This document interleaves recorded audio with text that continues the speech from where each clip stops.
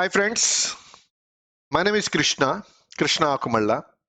Welcome back to my YouTube channel.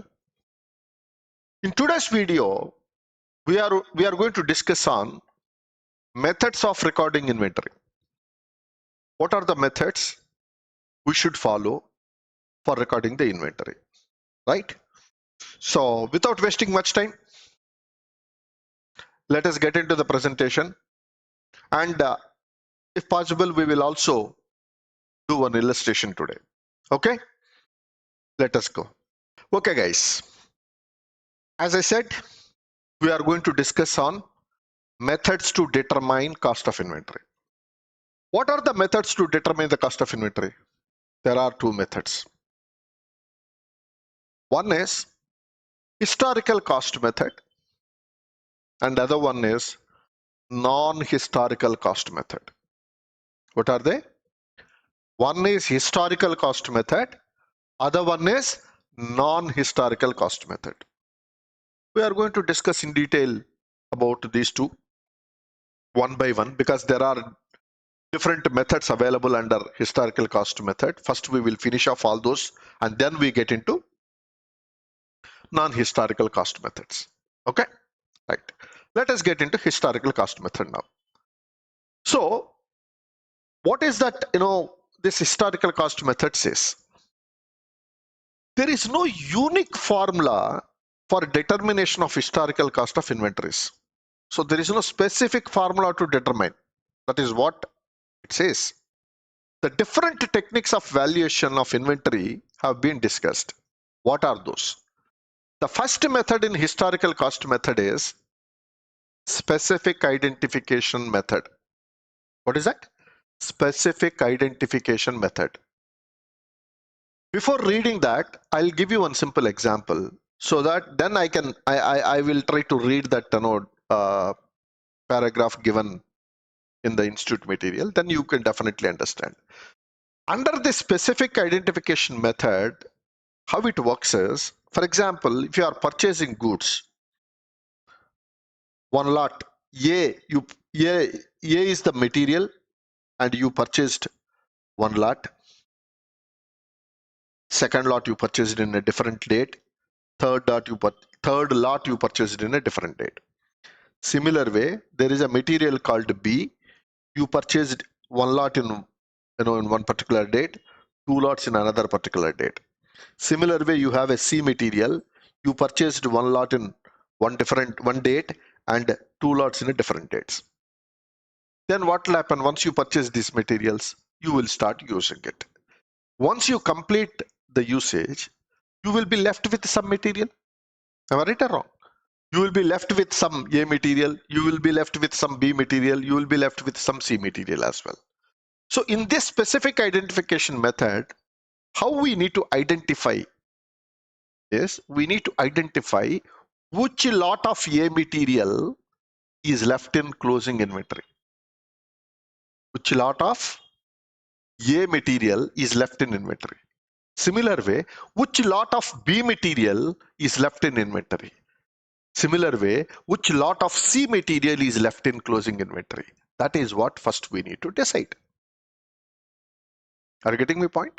Suppose, let us say, lot 2 is left in closing inventory. This is CA is closing inventory.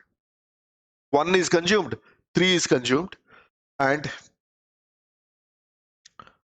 lot 2 is left in closing inventory. Similar way, lot 2 is left in B inventory. Similar way, this is left in closing inventory.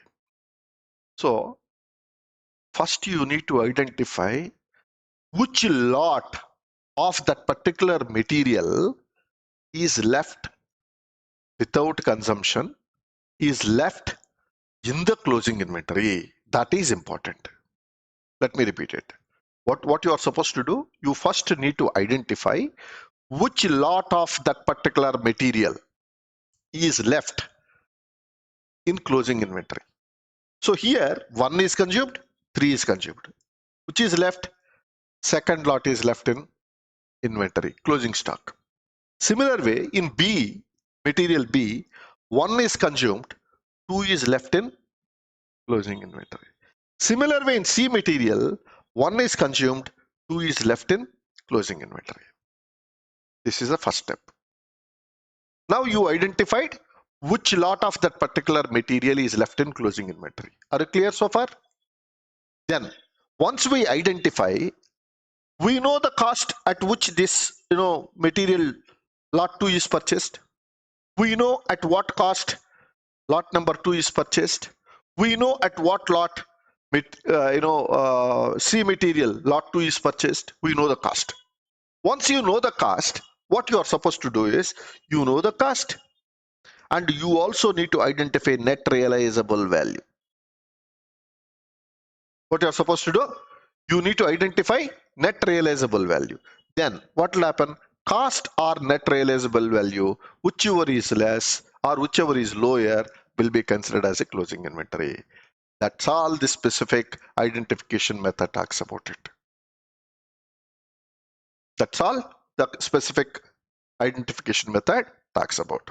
So you need to first figure out which lot is left in closing inventory. Once you identify which lot is left in closing inventory, you know the cost price of that particular lot. Take that cost into account and identify the net realizable value. And once you know the cost and net realizable value of those materials left in closing inventory, then take the lower of these two. That will be considered as specific identification method. Very simple.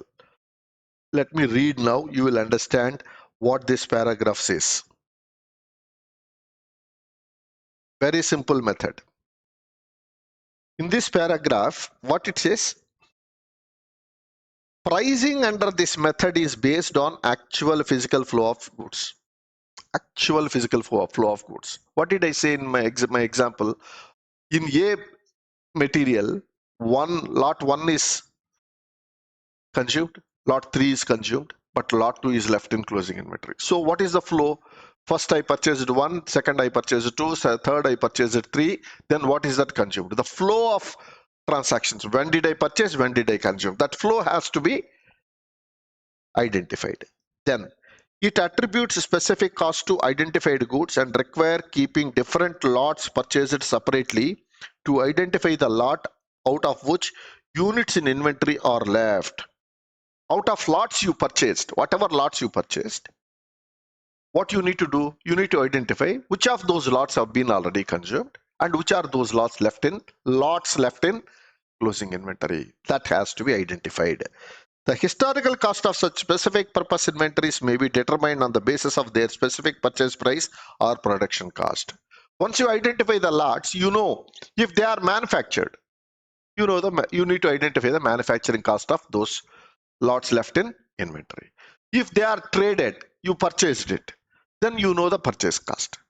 Please remember, this is very important. If those lots are manufactured, that means you did not buy anywhere. You manufactured it. Once you manufacture, you know the manufacturing cost of those lots. That should be your cost. In case if they are tradable goods, that means you are not manufacturing. You are purchasing and selling, right? That time you know the purchase cost. So once you know the purchase cost, take purchase cost of those materials. Then you also need to take net realizable value. Once you have both cost and net realizable value, whichever is lower will be treated as cost of inventory. Getting my point? So this is as simple as that. So I think once you read this paragraph, now you will definitely understand what I explained. Then let us go to the illustration now. In this example, Surekha Limited deals with 3 products. They are dealing with 3 products. What are those products? P, Q, and R. P, Q, and R, which are neither similar nor interchangeable. At the end of a financial year, the historical cost and net realizable value. NRV means net realizable value. So historical cost and net realizable value items of closing stock are given below. He has straight away given the closing stock. He has not given purchases, consumption, and then closing stock. Straight away he has given the closing stock. So historical cost and net realizable value of the closing stock items have been given in the problem. Now they are asking us to determine the closing stock. They are asking us to determine the closing stock value. So see here, P, product P. What is the historical cost of P? 38 rupees. That means, sorry, 38 lakhs. So they mentioned here as in lakhs. So 38 lakhs. And what is the net realizable value of it? 42 lakhs. Your cost of purchase is 38 lakhs, but your net realizable value is 42 lakhs of P material. Similar way Q, 29 lakhs you purchased and 29 lakhs is your net realizable value. R material, you purchased at 17 lakhs, that is a historic cost, but net realizable value is 14 lakhs. Now, you need to identify the closing stock of this inventory, PQR inventory. Now, go to the solution. What is that they have given in solution? P material you need to take. What is the historical cost? 38. What is the net realizable value? 42 rupees. What is the formula says? Cost or net realizable value, whichever is lower will be treated as your closing stock. So in these two, which is lower? 38 is lower. So 38 has been taken as your valuation, inventory valuation. Similar way, Q material you take. 29 lakhs is the cost. 29 lakhs is also net realizable value. Both are same. So 29 lakhs will be your valuation. Similar way, take R material. What is the historical cost? Says 17 lakhs. What is the net realizable value of that material? 14 lakhs. Whichever is lower in these two, which is lower? 14 lakhs is the lower.